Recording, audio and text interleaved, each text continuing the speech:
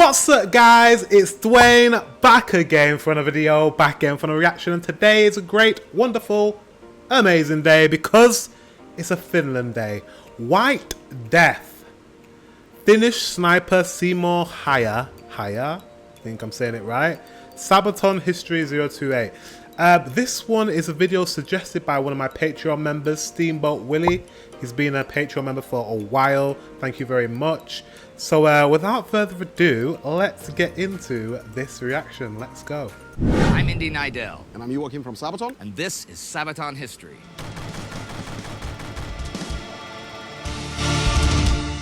The most prolific sniper in any war was a Finnish soldier fighting in Finland's winter war against the Soviet Union. And the man is Simo Häyhä, and the Russians knew him as the White Death. White Death. That is a savage name, isn't it? Simo Häyhä was born December 17, 1905, in the small Finnish municipality of Rautjärvi. It looks like he's had either a stroke or there's some type of facial defect in why his face is one-sided like that. Finnish sniper, 1905. We called him the White Death. Ooh. Near the Russian border. His peers described him as a friendly, mild-mannered, introverted man who kept to himself and to his daily work as a farmhand. Rautjärvi is surrounded by the tough Finnish wilderness, so although Simo grew up in quiet times away from city life, his own life was far from easy. The harsh, unforgiving winters forced the people of southeast Finland to come to terms with the wilderness around them. Early on, Simo excelled as a naturally gifted hunter, spending most of his youth outside in the forest, shooting small game with an old bolt-action rifle. By the age of 20, he had undergone his mandatory military service and had been promoted to corporal. He took part in several skiing and shooting competitions. He was a real biathlete, and he was especially renowned for his skills with the rifle. Like most Finnish men, he had joined the national militia after his compulsory service. This was the suojeluskunta, a service for young men that dated back to Finland's declaration of independence in 1917 and the Civil War the following year. The service trained men like Häyhä to be prepared for those times when Finland most needed them. Such times came November 30th, 1939, as the Soviet Union declared war on Finland. A man from a simple upbringing like Simo Häyhä cared little for world politics, nor much about the ambitions of dictators of the time like Joseph Stalin. But like many Finns, he was fiercely independent and valued his and his country's liberty above pretty much all else. That liberty would be lost if the Finnish people did not stand up to defend it, regardless of the size of the enemy. So as the call to arms came, Häyhä, like many of his countrymen, answered. Wow. I have actually learned a bit about this part of history, Finnish history, on my Patreon because I've watched a movie all about the war, and specifically the war between Finland and Russia, or the Soviet Union, and it was really, really, really good. Link is in the description. This guy sounds serious though, this sniper.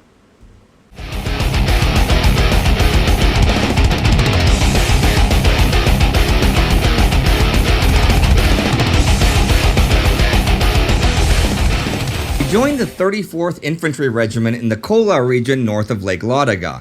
The Soviet 8th Army aimed for a quick breakthrough across the Kolanjoki River, but they were utterly unprepared to fight in such a region. Heavily wooded, with barely any infrastructure at the best of times, the Soviets tried to advance now in one of the worst winters in modern history, with snow up to 2 meters deep and temperatures down to I watched the movie about this. minus 30. Häyhä was given a Finnish Mosin Nagant M28-30, which had been in production since 1928. A bit shorter and a bit heavier than the Russian-manufactured rifles, but with the typical Mosin Nagant reliability and accuracy, the M28 was an excellent sniper rifle. Nicknamed the Pistikorva, pointy ear, for the large ears on the front sight, it would perform well in the hands of an experienced marksman like Simo Häyhä. The Finns could not hope to win against the might of the Soviet army in a straight-up pitched battle. The Soviets simply had more of everything: tanks, men, artillery. Instead, The Finnish art of war relied heavily on hit-and-run tactics, with men on skis who knew the terrain, outflanking Is the movie about this sniper? 1 second. So it's not being made into a movie about his life. I thought it had been, but it hasn't. I thought it had been, but it hasn't. It's called The Unknown Soldier, the movie that I'm watching. I've watched already on my Patreon. And I thought it was the same one. But I need to learn about this guy's life. He sounds savage. Let's go. Infiltrating and ambushing the sluggish Soviet invaders, many of whom had no skis or did not know how to ski, ruining mobility. While the Finns were naturally familiar with the winter conditions, the Soviet forces were woefully not. Many came from the military district of Leningrad and had not even been supplied for a long, drawn-out conflict. Wow. The winters in Finland are harsh and unforgiving, and even when the sun is out during the short days, it is still bitterly cold. Häyhä wrapped himself in a thick and heavy snowsuit, insulating himself as much as possible from the snow and the cold winds, and he wore fur mittens and a sniper mask. The white color of his clothing blended in perfectly with the winter environment and the snow-covered forests of Kola. Right. He preferred to work alone, being accustomed to stalking the deep forests on his own, and he knew to rely on his instincts. Patience was vital. Wait, no, it has to be. It is him. It's the guy in Unknown Soldier. It is him. It's him. Honestly, in that film, there's a guy just like this, and he goes out, he prefers to work alone, and he snipers people. And he's like incredible. It has to, it's inspired by him, 1000%. As was leaving as little trace of his passage as possible. A hunter had to be cunning and precise in his actions, carrying only a day's worth of food and around 50 or 60 rounds with him. Häyhä relied on his knowledge of the wilderness to find a good spot from which he could establish his sniper's nest.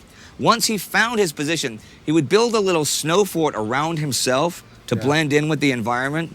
He placed his rifle on a snowbank that both stabilized his aim and prevented any snow from being thrown up by the recoil, and waited for the enemy to march into his killing field. When Soviet soldiers, struggling and freezing in the snow, would cross his path, Häyhä put a handful of snow in his mouth to hide his breath. Then he pulled the trigger.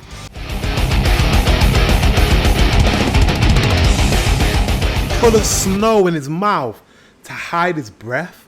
Wow. That is like, that's a killing machine to know, like, if I breathe, you're going to see the hot air and then I'm going to know where I am. I'm going to put snow in my mouth. Whoa.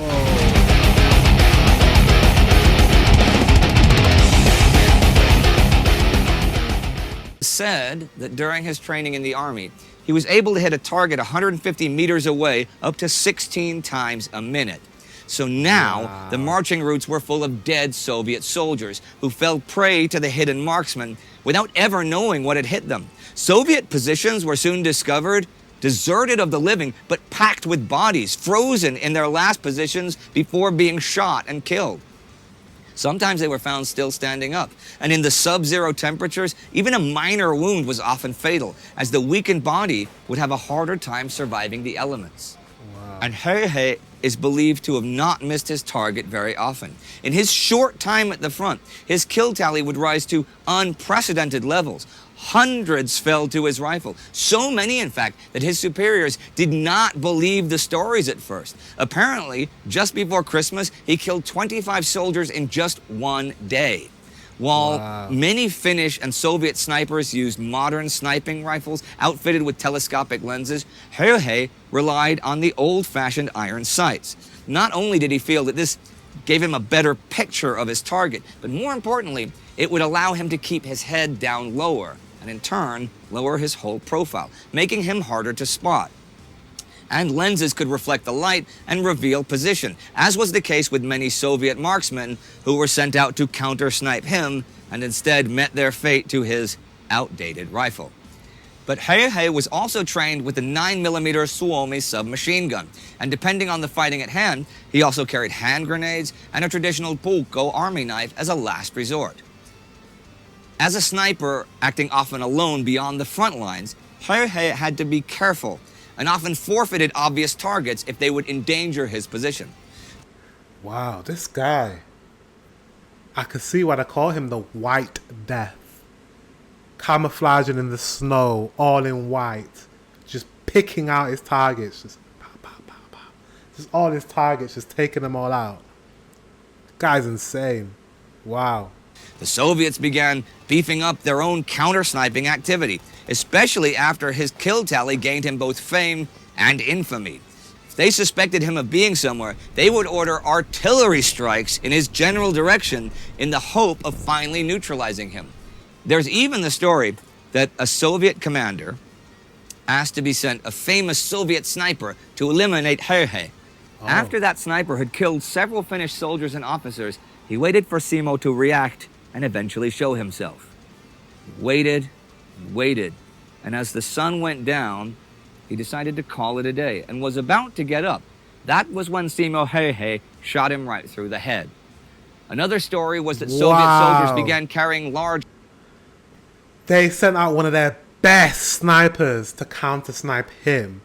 And he waited the entire day for this guy to show up.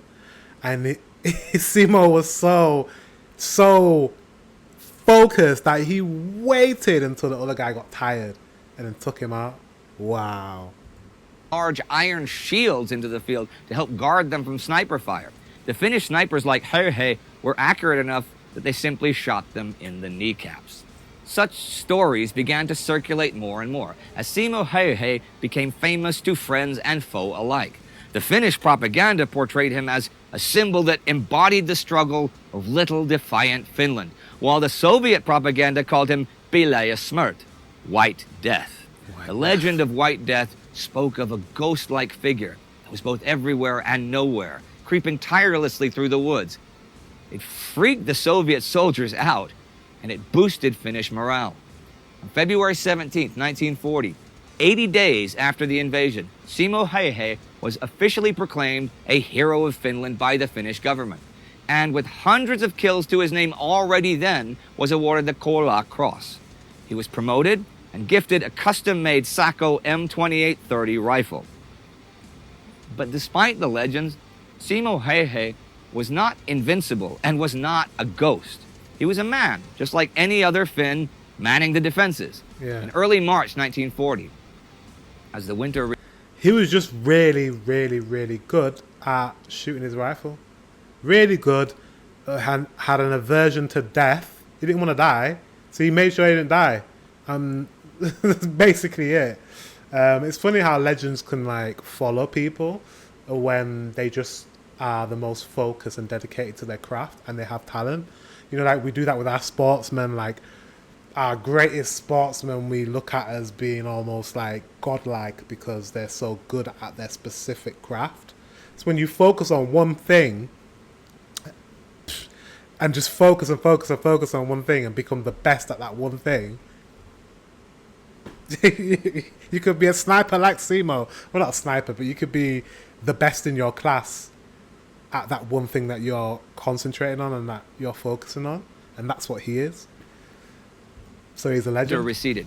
It became clear that though Finland had astonished the world by holding off the mighty Red Army, they could not hold out forever. The Soviets were learning, were gathering more firepower and more competent leaders and tactics. And as the winter ended, so too did the Finnish advantage with the weather. No matter how valiantly they resisted, the numbers would eventually crush them. On March 6th, Häyhä was caught up in the middle of a renewed Soviet offensive against Kola. Fighting with the regular troops, Häyhä had again killed at least a dozen that day. An exploding bullet hit him in the jaw and ripped his lower face apart. Saved by his comrades, he was dragged out of the fighting and into hospital. He spent several days in a coma, and when he awoke on March 13th, peace had been signed. The war was over for both him and his country. For around 25,000 square miles of territory, the Soviets had paid a high price. Most estimates of the Soviet dead are around 130,000, but it may actually have been as high as 250,000 dead men. Finland had David and Goliath, the USSR, on a scale no one imagined possible. Yeah, that's what they said about the Russians. Actually, they still say that about the Russians today. Is that they have the numbers, they have physical bodies, physical like numbers of soldiers.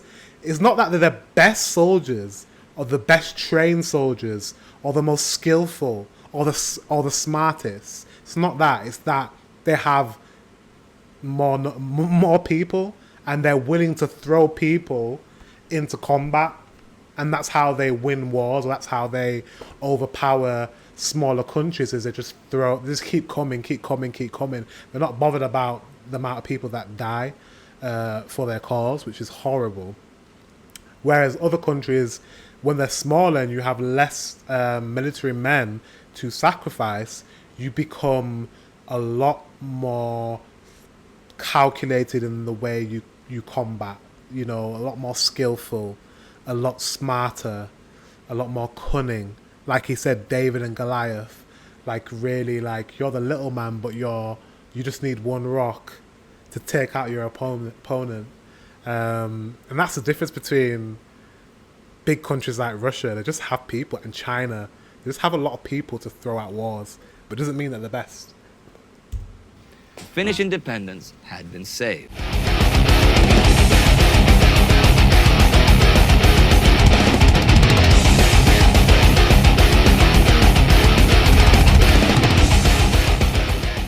Simo Häyhä would bear the wounds to his face for the rest of his life, but otherwise fully recovered.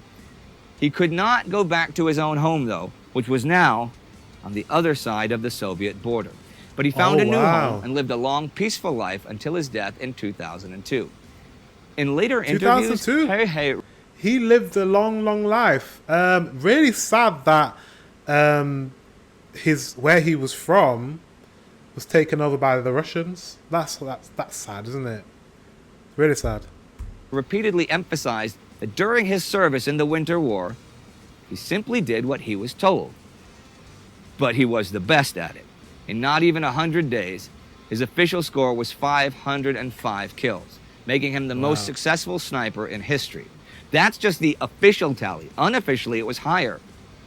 Now, of course, those numbers will always be debatable, such is the nature of war, but the legend of White Death is very much alive today, and not just in Finland.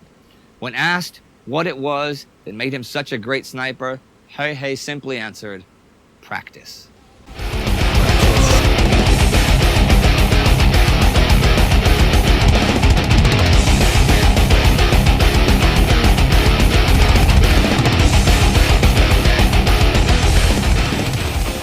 Why of all... That's really cool. I do like metal. Metal's like, is that metal? I would say it's metal. It's fun music. But so poignant what he said, right? He said, when someone asked him why, how come you were so good? Practice. Practice makes perfect. No one likes to hear that, because nowadays we all want to do things quick, now, quick. Make it happen now. But practice is just the basics of like learning to be the best, is focusing on your craft and not being derailed by anything else. And he lived for a long time, till 2002. So he lived a long, long life. Wow. All the military figures available throughout the history of humanity, did you pick Simo to write about? The story of Simo is one of the most inspiring in military history, at least for me. Personal opinion, of course, but that song and that story is kind of important for Sabaton history, because without that song, maybe we wouldn't even have the album Heroes that came later. Okay, but his song isn't on Heroes. No, that's on Coat of Arms. That was the first time we asked our fans, that's you guys, about sending in, basically giving us ideas for songs. Okay, but you guys still do that? Yes, but this was the beginning. That was the first time. We got a lot. Lots and lot. Per's mailbox was, totally full. That was one of the stories that really, only by reading kind of the name makes you want to find out. Now, so if they're sending in, several thousand suggestions, you obviously can't read whole biographies about all of these people or anything, right? Oh, no. Obviously, Per is the one who is going through it all, basically. Is that right, Per? Yeah! All right. No, I mean, Per is sitting over there, and I mean, he's probably doing that right now, looking at suggestions. Okay. How many do you have per day, Per? 50 or something? Ladies and gentlemen, please welcome Per. Let's see. The latest one is this. Okay. Song topic, Global Conquest. Okay, there are many good tales of heroism, people from Portugal, Spain. Oh, this is interesting. Okay. Portuguese and Spanish explorers. Okay. Sebastian Elcano and Magellan, right? Traveling around the world for the first time. Pizarro, that would be interesting, although... Okay, and who sent this in to you? They're a cool Adrian. band. Simo, Häyhä, blah, blah, blah, blah, finished my Sabaton history. I don't know who this band is, but that's really a good idea, getting suggestions from your fans of what topic of songs they should write. Adrian Crespo. Hey, Adrian pretty Crespo. From me and from Sabaton. Okay, so Per actually is looking at your ideas to try and figure out what they're going to write more songs about. Well, so he Sabaton. chose from, or he picked, maybe That's made a the short name. list. You saw White Death. You thought, I want to learn more about a guy whose nickname is the White Death. White Death. And it's a good metal title. Yeah, It really is a good metal title. No, Very is. seriously though, for us at that point, I don't think we had that many songs about a single individual. Oh, I right, mean, we yeah, covered sure. on the bigger scale all the battles and stuff, but zooming in so much was really inspiring to write the lyrics. Okay.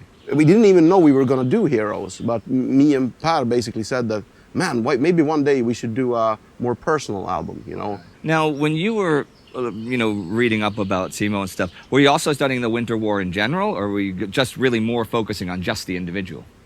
We'd already covered the Winter War in a way in the song Talvisota on the Art of Which War. we did before. an episode. Yeah, if you haven't seen it, check it out. And what was the reaction then, since you didn't do really individuals before? I mean, what was the reaction among the Finns, for example, to this? For the Finnish people, I mean, most people in Finland would know about Simo Häyhä. However, us coming from Sweden, we didn't. I mean, Yeah, that's true. Every nation has its Oh, own they're history. Swedish. Yeah, I think there's a lot of people in Pakistan who don't know who Fonzie is, but I grew up with Fonzie. you know. Important part of military history right We're there. going to do an episode on Fonzie one day, Yes. too. That would be kind of cool if you guys wrote a song. We should on it. have Per play him the part, as well. Oh, Per doing the thumbs up and the leather? That'd Yeah, be great. yeah, you we be give- Fonzie. Yeah, Oh, we wow, that give him a looks haircut great. and everything, it's fine.